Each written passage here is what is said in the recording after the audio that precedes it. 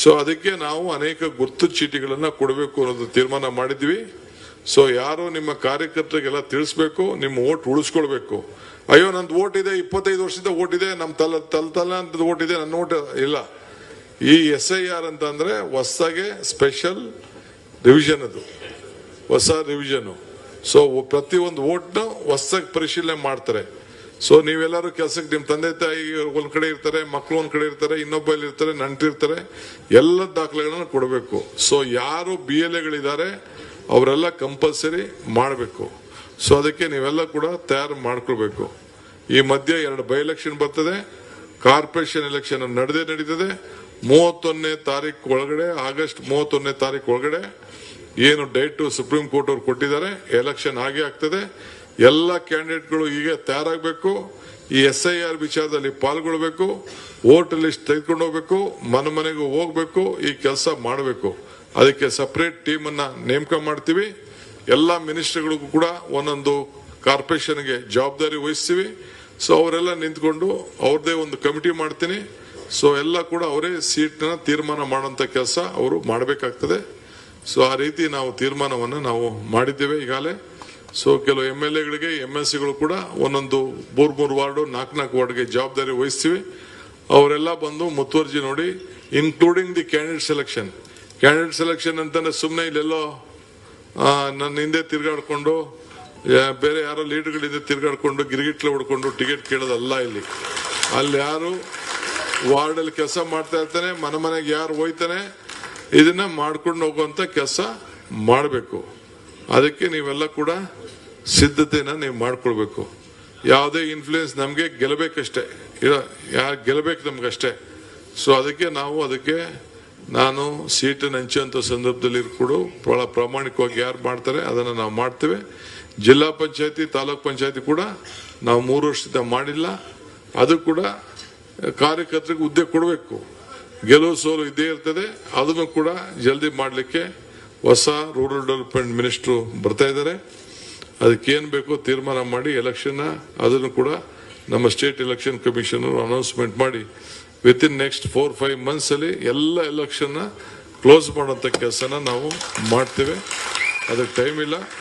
ಈ ಮಧ್ಯದಲ್ಲಿ 2 by election ಬರ್ತದೆ, ಅದಕ್ಕೂ ಕೂಡ ನಾವು ಸಿದ್ಧತೆಯನ್ನು ನಾವು ಮಾಡ್ಕೊಳ್ಬೇಕಾಗ್ತದೆ. ಆ ಕೆಲಸ ಕೂಡ ನಾವು ಮಾಡ್ತೇವೆ. ಇದು ನಮ್ಮ ರಾಜ್ಯದ ಕಾಂಗ್ರೆಸ್ ಪಕ್ಷದ ಇತಿಹಾಸಕ್ಕೆ ಒಂದು ದೊಡ್ಡ ದಿನ. ನನ್ನ ದಿನ ಅಲ್ಲ, ಇದು ನಿಮ್ ದಿನ.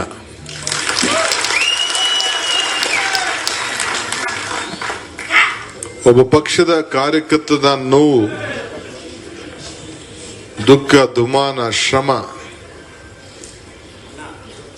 ಪಕ್ಷದಲ್ಲಿ ತಾವೆಲ್ಲ ದುಡಿತಾ ಇದ್ದೀರಿ. ಎಷ್ಟೋ ಜನ ಕಾರ್ಯಕರ್ತರಿಗೆ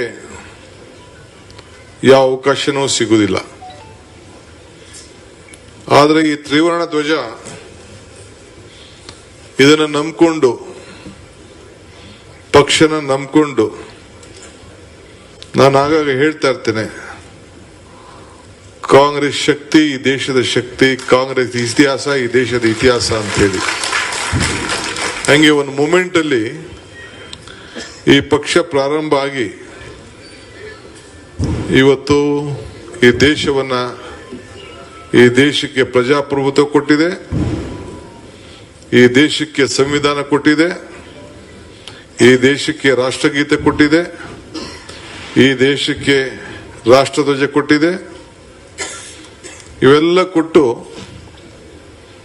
ನಾವೆಲ್ಲ ಅದರ ಮೇಲೆ ಸಂವಿಧಾನದ ಚೌಕಟ್ಟಿನಲ್ಲಿ ನಾವೆಲ್ಲ ಬದುಕ್ತಾ ಇದ್ದೇವೆ.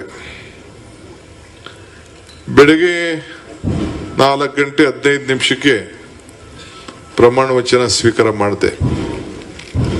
ಆ ಪ್ರಮಾಣ ವಚನದ ಹಿನ್ನೆಲೆಯಲ್ಲಿ ಬೇಕಾದಷ್ಟು ಶ್ರಮ ಇದೆ. ಎಲ್ಲಿ ಶ್ರಮ ಇದೆಯೋ ಅಲ್ಲಿ ಫಲ ಇದೆ. ಬೇಕಾದಷ್ಟು ಈ ಪಕ್ಷ 136 ಸೀಟು ಬರ್ತದೆ ಅಂತ ನಾನು ಹೇಳಬೇಕಾದ್ರೆ ಚುನಾವಣಾ ಮುಂಚಿತವಾಗಿ ಕೆಲವರು 90 ಬರ್ತದೆ, ಕೆಲವರು 100 ಬರ್ತದೆ, ಕೆಲವರು 110 ಬರ್ತದೆ, ದಳದವ್ರ ಹತ್ರ ಹೋಗ್ಬೇಕು, ಇಂಡಿಪೆಂಡೆಂಟ್ ಹೋಗ್ಬೇಕು. ಎಲ್ಲ ಏನೇನೋ ಮಾತಾಡ್ತಿದ್ರು, ನಮ್ಮ ಪಕ್ಷ ಲೀಡರ್ಗಳು ಮಾತಾಡ್ತಿದ್ರು. ನನ್ನ ಆತ್ಮವಿಶ್ವಾಸ ಇದೇ ಜಾಗದಲ್ಲಿ ಪ್ರತಿಜ್ಞಾ ಸ್ವೀಕಾರ ಮಾಡಿ, ನೀವು ಕೂಡ ನಿಮ್ಮ ಪಂಚಾಯತಿಗಳಲ್ಲಿ, ನಿಮ್ಮ ಮುನ್ಸಿಪಾಲ್ಟಿಲಿ ಆವತ್ತಿನ ಕಾಲದಲ್ಲಿ ಯಾರಿಗೂ ಝೂಮ್ ಏನು ಅಂತ ಗೊತ್ತಿರಲಿಲ್ಲ. ಆ ಒಂದು ವಿಚಾರಧಾರೆಗಳನ್ನ ಬಿಜೆಪಿಯವ್ರಿಗೂ ಗೊತ್ತಿರಲಿಲ್ಲ, ಯಾರಿಗೂ ಗೊತ್ತಿರಲಿಲ್ಲ. ಸುಮಾರು 12,000 ಕಡೆ ನೀವು ಇಬ್ರು ಕೂಡ ಇದೇ ಜಾಗದಿಂದ, ಈ ಬಿಲ್ಡಿಂಗು ಈಗ ಕಂಪ್ಲೀಟ್ ಆಗಿರಲಿಲ್ಲ. ಸೊ ಇದಕ್ಕೆ ನಾವು ಅದಕ್ಕೊಂದು ಹೊಸ ರೂಪ ಕೊಟ್ಟು ಪ್ರತಿಜ್ಞೆಯನ್ನ ಸ್ವೀಕಾರ ಮಾಡಿದೆ. ಆ ಪ್ರತಿಜ್ಞೆ ಸ್ವೀಕಾರ ಮಾಡಿ ಇವತ್ತು ಪ್ರಮಾಣ ವಚನ ಮುಖ್ಯಮಂತ್ರಿಯಾಗಿ ಸ್ವೀಕಾರವನ್ನ ಮಾಡಿದ್ದೇನೆ 6 ವರ್ಷದ ನಂತರ. ಇಲ್ಲಿಗೆ ಯಾಕೆ ಬಂದಿದ್ದೀನಿ ಅಂದ್ರೆ, ಈಗ ಮುಗಿದ ತಕ್ಷಣ ನಂದು ಅಲ್ಲಿ ಪ್ರಮಾಣ ವಚನ ಮುಗಿದ ತಕ್ಷಣ ಕ್ಯಾಬಿನೆಟ್ ಇತ್ತು. ಆಮೇಲೆ ಅಂಬೇಡ್ಕರ್ ಅವರಿಗೆ, ಬಾಬಾ ಸಾಹೇಬ್ ಅಂಬೇಡ್ಕರ್ಗೆ, ಮಹಾತ್ಮ ಗಾಂಧೀಜಿಯವ್ರಿಗೆ, ಬಸವಣ್ಣವ್ರಿಗೆ, ಕೆಂಪೇಗೌಡರಿಗೆ ಹೂನರ್ ಹಾಕಿದ್ದೀನಿ. ನಾಳೆ ಬೆಳಿಗ್ಗೆ ಇನ್ನ ಬಾಬು ಜಗಜೀವನ್ ರಾಮ್ದು, ವಾಲ್ಮೀಕಿದು ಪುತ್ಥಳಿ ಇದೆ, ಅದಕ್ಕೂ ಕೂಡ ಬೆಳಗ್ಗೆ ಕಾರ್ಯಕ್ರಮವನ್ನು ಇಟ್ಕೊಂಡಿದ್ದೇನೆ. ಸೊ ಅವರೆಲ್ಲ ಬಹಳ ಪ್ರಮುಖವಾದಂತ ನಾಯಕರುಗಳು, ಈ ದೇಶಕ್ಕೆ ಸೇವೆಯನ್ನ ಮಾಡಿದಂಥವ್ರು, ಮಾರ್ಗದರ್ಶನ ಕೊಟ್ಟವರು, ಬೆಂಗಳೂರು ಮಾಡಿದವರು.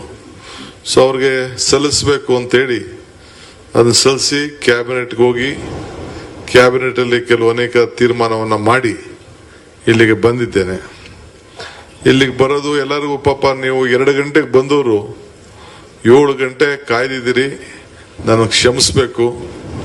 ನಾನು ನಿಮ್ನೆಲ್ಲ ಬಹಿರಂಗ ಒಂದು ಸ್ಟೇಡಿಯಂನಲ್ಲೋ ವಿಧಾನಸೌಧದ ಮುಂದೆನೋ ಮಾಡಬೇಕು ಅಂತಿತ್ತು. ಈ ನಮ್ಮ ಹುಡುಗರುಗಳು ಅವರು ಇವರೆಲ್ಲ ಸೇರಿ ನನಗೆ ಗೊತ್ತಿಲ್ಲದೆ 1700 ಬಸ್ ಏನೋ ಬುಕ್ ಮಾಡ್ಬಿಟ್ಟಿದ್ರಂತೆ. ತಿರ್ಗಾ ಬೇರೆ ಬೇರೆ ಕಡೆ ಎಲ್ಲ ಬರೀ ನಮ್ಮ ಜಿಲ್ಲೆಯಿಂದನೇ ಅಷ್ಟು ಬುಕ್ ಮಾಡ್ಬಿಟ್ಟಿದ್ರಂತೆ, ಬೆಂಗಳೂರು ಸುತ್ತಮುತ್ತಲು.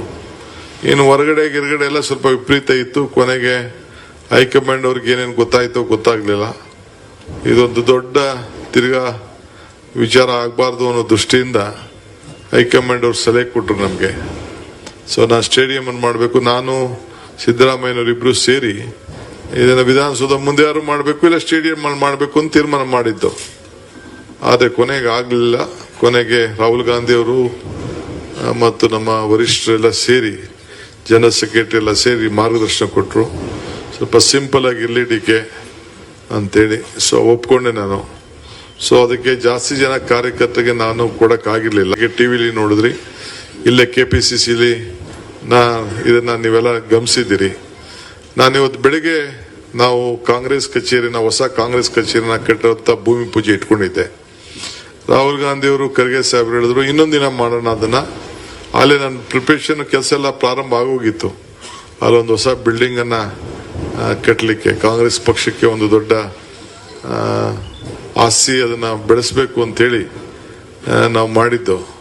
ಸೊ ಫಿಕ್ಸ್ ಆಗೋಗಿತ್ತು, ಕಲ್ಲು ಎಲ್ಲ ಆಗೋಗಿದೆ. ಸೊ ಆಗಲಿ ಅಂತ ನಾನು ಅಧ್ಯಕ್ಷರಾಗಿರುವಾಗ ಅದನ್ನ ಭೂಮಿ ಪೂಜೆ ಮಾಡಬೇಕು ಅಂತ. ರಾಹುಲ್ ಗಾಂಧಿ ಇಲ್ಲ, ನಿನ್ನ ಹೆಸರೇ ಯಾಕೆ ಮಾಡ್ತೀವಿ, ತಲೆ ಕೆಡಿಸ್ಕೋಬೇಡ ಅಂತೇಳಿ ಅವರು ಹೇಳಿದ್ರು. ಸೊ ಇವತ್ತು ಕೂಡ ನಾನು ಇವತ್ತು ಬೆಳಗ್ಗೆ ನನ್ನ ರಾಜೀನಾಮೆ ಕೂಡ ಕಾಂಗ್ರೆಸ್ ಪಕ್ಷದ ಅಧ್ಯಕ್ಷ ಸ್ಥಾನಕ್ಕೆ ಕೊಟ್ಟಿದ್ದೇನೆ. ಹೊಸ ಅಧ್ಯಕ್ಷನ ಕೂಡ ಈಗಾಗಲೇ ನೇಮಕ ಆಗಿದೆ. ಹರಿಪ್ರಸಾದ್ ಅವ್ರಿಗೆ, ಅವರು ಯಾವತ್ತು ಅವರು ಕೂಡ ಒಬ್ಬ ಪಕ್ಷದ ಹಿರಿಯ ನಿಷ್ಠಾವಂತ ಕಾರ್ಯಕರ್ತರವರು, ಮುಖಂಡರವರು. 6 ಬಾರಿ 5 ಬಾರಿ 4 ಬಾರಿ ರಾಜ್ಯಸಭೆಗೆ ಇದ್ದವರು, ಈಗ MLC 1 ಬಾರಿ ಇದ್ದವರು. ತಿರ್ಗಾ ಈಗ ಕೂಡ ನಾಳೆ ಅವರಿಗೆ ನಾಮಿನೇಷನ್ಗೆ ನಾವು ಚರ್ಚೆ ಮಾಡಿದ್ದೇವೆ, ಕಂಟಿನ್ಯೂ ಆಗ್ತದೆ. ಸೊ 24 + 12 ಎಷ್ಟಾಯ್ತು, 36 ವರ್ಷ ಒಬ್ಬ ಕಾರ್ಯಕರ್ತನಿಗೆ ಕಾಂಗ್ರೆಸ್ ಪಕ್ಷ ಅವಕಾಶವನ್ನ ಮಾಡಿಕೊಟ್ಟಿದೆ.